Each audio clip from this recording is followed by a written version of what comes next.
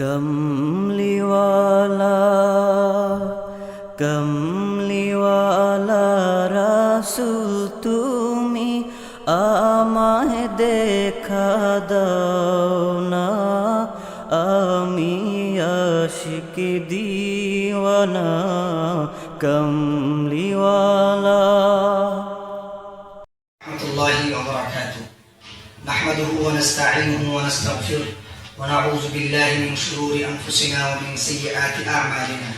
মান ইয়াহদিল্লাহু ফালা মুদিল্লা লাহু ওয়া মান ইউদ্লিলহু ফালা হাদিয়া লাহু। ওয়া নাশহাদু আন্না সাইয়্যিদানা ওয়া সানাদানা ওয়া হাবিবানা ওয়া কুদওয়াতানা ওয়া মাওলানা মুহাম্মদ সাল্লাল্লাহু আলাইহি ওয়া আলা আলিহি ওয়া আসহাবিহি ওয়া বারাক ওয়া সাল্লাম। আল্লাহুম্মা সাল্লি ওয়া সাল্লিম ওয়া বারিক আলা সাইয়্যিদিনা মুহাম্মদ সাল্লাল্লাহু ওয়া সাল্লামু আলাইহি আজমাইন। সম্মানিত দর্শক শ্রোতা এবং এই ধারাবাহিক বিষয়ভিত্তিক আলোচনায় আপনাদেরকে আবারও স্বাগতম। সুপ্রিয় দর্শক শ্রোতা, আজকে যে বিষয়টি নিয়ে আলোচনা করা হবে সেটি হচ্ছে তাবাররুক গ্রহণ করা যাবে কিনা, অর্থাৎ কোনো বরকত গ্রহণ করা যাবে কিনা, সেটা যদি রাসূল পাক সাল্লাল্লাহু আলাইহি ওয়াসাল্লামের পক্ষ থেকে হয় অথবা রাসূল পাক সাল্লাল্লাহু আলাইহি ওয়াসাল্লাম ছাড়া অন্য কেউ কাছ থেকে যদি হয়, অন্য কেউ যদি সে যদি বুজুর্গ হয় অথবা নেককার বান্দা হয়, তার থেকে কি গ্রহণ করা যাবে না, এই সম্পর্কে আসুন ইমাম ওয়ালিউদ্দিন তিরমিজি রাদিয়াল্লাহু তাআলা আনহু তিনি হাদিসটি নকল করেছেন আবু দাউদ শরীফ থেকে। আমি আপনাদেরকে একটি হাদিস শোনাবো এবং এই হাদিসের মাধ্যমে আমরা প্রমাণ করব যে সাহাবায়ে কেরাম নয় শুধু এখান থেকে, অর্থাৎ এই হাদিস থেকে আমরা গ্রহণ করবো যে সাহাবায়ে কেরাম কিভাবে রাসূল সাল্লাল্লাহু আলাইহি ওয়াসাল্লাম থেকে তাবারুক গ্রহণ করেছেন। আসুন আমরা হাদিসটি জেনে নিই। হাদিসটি আবু দাউদ শরীফ থেকে ইমাম ওয়ালিউদ্দিন তিরমিজি তিনি নকল করেছেন। আর হাদিসের বর্ণনাকারী হচ্ছে উসাইদ ইবনে হুদাইর। وعن أسيد بن حضير رجل رضي الله تعالى عنه رجل من الأنصار قال بينما هو يحدث القوم وكان فيه مساح بينا يضحكهم فطعنه النبي صلى الله عليه وسلم في خاصرته بعود فقال أصبرني، قال أصطبر، قال إن عليك قميصا وليس علي قميص، فرفع النبي صلى الله عليه وسلم على عن قميصه فاحتضنه وجعل يقبل كشحه فقال إنما أردت هذا يا رسول الله، رواه أبو داود। প্রিয় হাজিরিন, এই হাদিসের অর্থটি আমরা জেনে নিই। উসাইদ ইবনে হুদাইর তিনি বলেন, তিনি একজন আনসার সাহাবী থেকে এই হাদিসটি বর্ণনা করেন। তিনি বলেন, এবং আনসার সাহাবীটি বলেন যে রাসূল পাক সাল্লাল্লাহু আলাইহি ওয়াসাল্লাম একদল গোত্র কওম নিয়ে তিনি আলোচনা করতেছিলেন এবং ওখানে তিনি ওখানে কিছু হাসি হচ্ছিল এবং ওখানে কিছু হাসাচ্ছিলেন এমন অবস্থায়, এবং তিনি কিছু মজা করতেছিলেন এমন অবস্থায় তিনি একজন সাহাবীকে তিনি খোঁচা মারলেন এবং তিনি বললেন, সাহাবী ছিলেন, সাহাবী বললেন যে হুজুর, আমি কি আপনার কাছ থেকে কোনো কিছু গ্রহণ করতে পারি?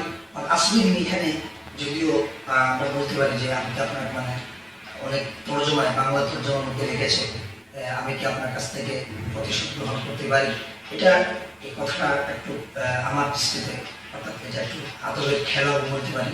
এখানে আসলে যদি আমরা শাব্দিক অর্থ চিন্তা করি সেটা হচ্ছে যে আমি কি ধৈর্য ধারণ করতে পারি আপনার কাছ থেকে, অর্থাৎ এর দ্বারা আমি কি আপনার কাছ থেকে কোনো কিছু গ্রহণ করতে পারি। কারণ আল্লাহ রাসূল সাল্লাল্লাহু আলাইহি ওয়াসাল্লাম বললেন, তুমি গ্রহণ করো, তুমি নেও, তুমি গ্রহণ করতে পারো। কালা, তিনি বললেন, আল্লাহ রাসূল বললেন, সাহাবী বলল যে আন্না আলাইকা, নিশ্চয়ই আপনার কাছে একটি কামিজ রয়েছে, একটি জামা রয়েছে, যে ওয়ালাইসা আলাইয়া কামিসুন, আমার নিকট একটি জামাও নাই। ফারাফা নবী সাল্লাল্লাহু আলাইহি ওয়াসাল্লাম, রাসূল পাক সাল্লাল্লাহু আলাইহি ওয়াসাল্লাম তিনি জামা খুলে দিলেন, আন কামিসি, তার জামার জুব্বা মোবারকটা খুলে দিলেন, জামা মোবারকটা খুলে দিলেন। ফাহতাদানাহু, সাহাবী কি করলেন, তিনি এই উসাইদ ইবনে হুদাইর তিনি কি করলেন, রাসূল পাক সাল্লাল্লাহু আলাইহি ওয়াসাল্লামকে জড়িয়ে ধরলেন। সুম্মা, এরপরে তিনি কি করলেন, ওয়াজআলা ইউকাব্বিলু কাশহাহু, এবং যে তিনি যে খোসা মারছেন যে পাঁজরের মধ্যে, এবং পাঁজরের টাইপে চুমা দিলেন, পাঁজর রাসূলুল্লাহ সাল্লাল্লাহু আলাইহি ওয়াসাল্লাম ওখানে চুমা দিলেন এবং তিনি বললেন, ইন্নামা আরাদতু হাযা ইয়া রাসূলুল্লাহ, ইয়া রাসূলুল্লাহ, আমি এটা আপনার কাছ থেকে চেয়েছিলাম, অর্থাৎ এইটার আশায় আমি আপনার কাছ থেকে অনেক দীর্ঘ অপেক্ষা করতেছিলাম।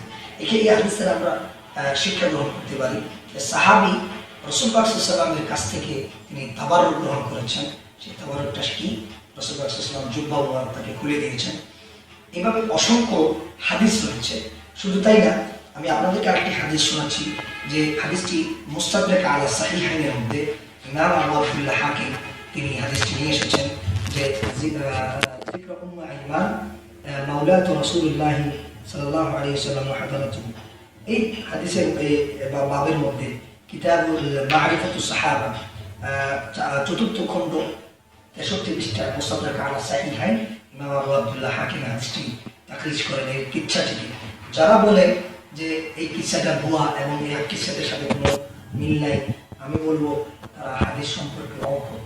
আর কিচ্ছার হুকুম যদি কিচ্ছাটা সঠিক হয় এবং সহির সাথে কোনো তার দ্বন্দ্ব না থাকে, তাহলে ওই কিচ্ছাটা জায়েজ আছে এবং এটা থেকে ইস্তেফাদা গ্রহণ করা, উপকারিতা গ্রহণ করা প্রত্যেকটা মুমিনের জন্য আবশ্যকীয়। এমনকি এখানে সাহাবী উম্মে আইমান তিনি বলেন যে হাদিসটি আমরা জানি যে রাসূল পাক সাল্লাল্লাহু আলাইহি ওয়াসাল্লাম একদিন তিনি হঠাৎ প্রস্রাব করেছিলেন একটা কৌটার মধ্যে। এই কৌটাটা উনি রেখে দিয়েছিলেন বাড়ির একটা আঙ্গিনায়।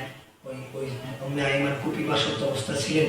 তিনি বাড়িতে ঢুকেই কি করলেন, প্রস্রাবটা ওই যে মনে করছে এটা পানি মনে করে তিনি কি করেছেন, রাসূল পাক সাল্লাল্লাহু আলাইহি ওয়াসাল্লামের প্রস্রাব মুবারক তিনি পান করে ফেলেছেন। রাসূল পাক সাল্লাল্লাহু আলাইহি ওয়াসাল্লামের প্রস্রাব নয়, পায়খানা মুবারক পর্যন্ত পবিত্র ছিল। মা আয়েশা সিদ্দিকা রাদিয়াল্লাহু তাআলা আনহা তিনি আল্লাহ রাসূল সাল্লাল্লাহু আলাইহি ওয়াসাল্লামের পায়খানা মুবারক দেখার জন্য অনেক চেষ্টা করেছিলেন। অর্থাৎ রাসূল সাল্লাল্লাহু আলাইহি ওয়াসাল্লাম কিভাবে বাইতুল খালায় যাইতেন এটা একমাত্র কেউ জানত। মা আয়েশা সিদ্দিকা অনেক চেষ্টা করে পান নাই। কেন? উনি যত এটা হাদিস সহিহ হাদিস দ্বারা প্রমাণিত। অনেক জায়গায় রাসূল সাল্লাল্লাহু আলাইহি ওয়াসাল্লাম যেখানে উনি বাইতুল খালা করতেন, অর্থাৎ পায়খানা মুবারক করতেন অথবা পায়খানা করতেন, টয়লেটে যেতেন, ওখানে ওই মাটি কি করতে রাসূল পাক সাল্লাল্লাহু আলাইহি ওয়াসাল্লামের যে বর্জ্য পদার্থ ছিল, যেটা মুবারক পবিত্রতা ছিল, সেটা কি করে খেয়ে ফেলত। দুনিয়ার মানুষ কেউ না জানত। এই যদি ওনার কাদার রাহমাতুল আলামিনের এই প্রত্যেকটা মান এবং শান আল্লাহ তাআলা নিজেই কি করেছেন, বর্ণনা করেছেন এবং তা অনেক সহিহ হাদিস দ্বারা প্রমাণিত। যারা আজকে বলে যে রাসূল পাক সাল্লাল্লাহু আলাইহি ওয়াসাল্লামের সব কিচ্ছা কাহিনী সব দুর্বল, মওযু, বানোয়াট, আমি তাদেরকে বলবো আপনারা ভালোভাবে পড়ুন, আপনারা ভালোভাবে জানুন, ভালোভাবে শিখুন। শুধু তাই না, ইমাম শাফিঈ রাদিয়াল্লাহু তাআলা আনহু তিনি বরকতের একটা মিসাল তুলে দিয়েছেন।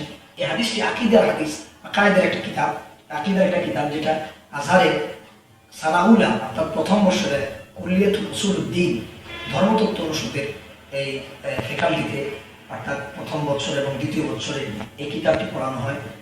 হাশিয়াত ইমামুল বাইজুরি আলা জাওহারাতুত তাওহীদ মুসাম্মা তুহফাতুল মুরিদ আলা জাওহারাতুত তাওহীদ, এই কিতাবটি পড়ানো হয়। এই কিতাবের মধ্যে একটি বাব আছে, সেই বাবটা হচ্ছে বাবুল মুশাবাহা, তাসবিহ সংক্রান্ত, সাদৃশ্য সংক্রান্ত, আল্লাহকে সাথে সাদৃশ্য করা যায় কি যায় না। এই অধ্যায়ের মধ্যে, এই অধ্যায়ের শেষের দিকে ইমাম শাফিঈ রাদিয়াল্লাহু তাআলা তিনি একদিন চিঠি লিখলেন আহমদ ইবনে হাম্বল রাদিয়াল্লাহু তাআলার কাছে। আহমদ ইবনে হাম্বলের কাছে চিঠি লিখে পাঠাইলেন এক গোলামের মাধ্যমে, অর্থাৎ একজন মুরিদের মাধ্যমে। তিনি আহমদ ইবনে হাম্বল তিনি এটা পড়লেন, পড়ার পর অনেকবার উনি অজস্র করে কাঁদলেন।